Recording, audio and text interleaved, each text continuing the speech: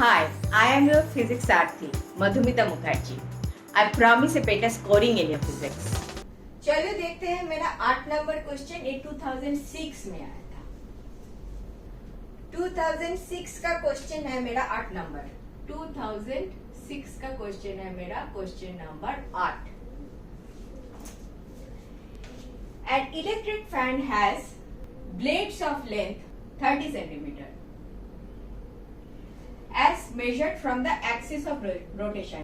If the fan is rotating at 1200 rpm, the acceleration of a point on the tip of the blade is option A 1600 meter second square inverse, B is 4737.4 meter second inverse square, C 2370 लिखा है क्या 0 metre second square inverse, D is 5055 metre second square inverse.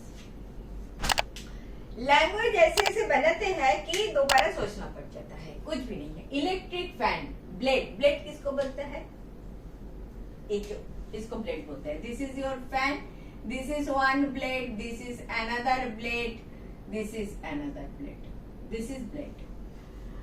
Blade length, ये length क्या है 30 centimetre, 30 centimetre. तो ये जो rotational motion and धीरे धीरे धीरे धीरे लेंथ, दिस लेंथ, ये जो सर्कल बना रहा है ये ब्लेड, इसका रेडियस 30 सेंटीमीटर हो गया ना, तो रेडियस दे दिया 30 centimetre, 30 into 10 to the power -2 metre कर लो पहले, ठीक है।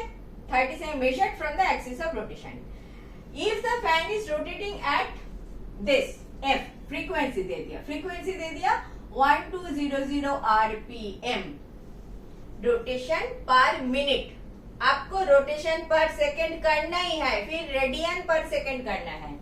तो रोटेशन पर सेकंड करोगे तो 1200 डिवाइडेड बाय 60 rps, रोटेशन पर सेकंड करना है आपको, ठीक है। 20 rps आ गया। आपको ओमेगा कर लो, ओमेगा करना ही है आपको।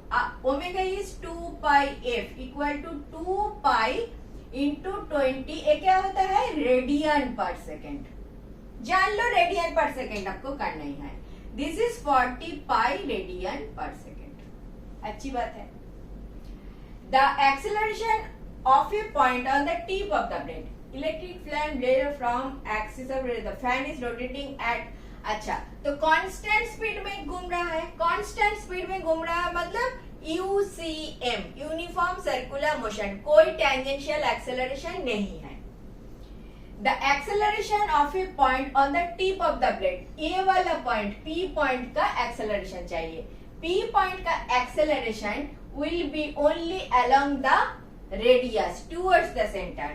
सो एसी एक्सेलरेशन, सेंट्रीपिटल एक्सेलरेशन क्या होता है, हम क्या जानते हैं v स्क्वायर बाई आर, या तो omega square are.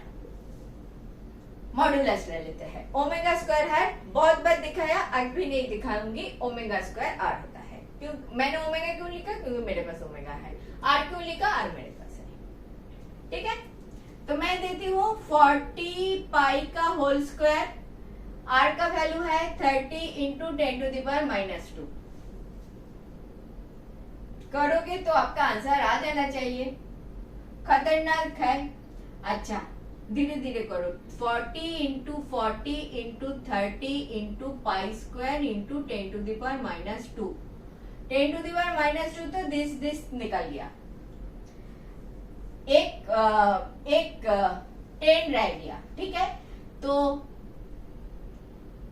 4 into 12 3 4 12 into 10 into pi square का क्लोज वैल्यू क्या ले लो, close value is 10, pi equal to 3.14, उसका स्क्वायर करोगे 3.14 का स्क्वायर करोगे तो 9 पॉइंट समथिंग आ रहा है ना, तो क्लोज टू 10।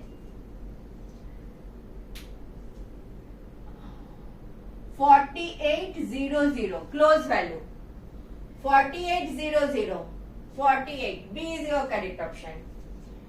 अगर पाई स्क्वायर ठीक से 3.14 इंटू 3.14 वो सब करते तो ये वैल्यू आ जाता था।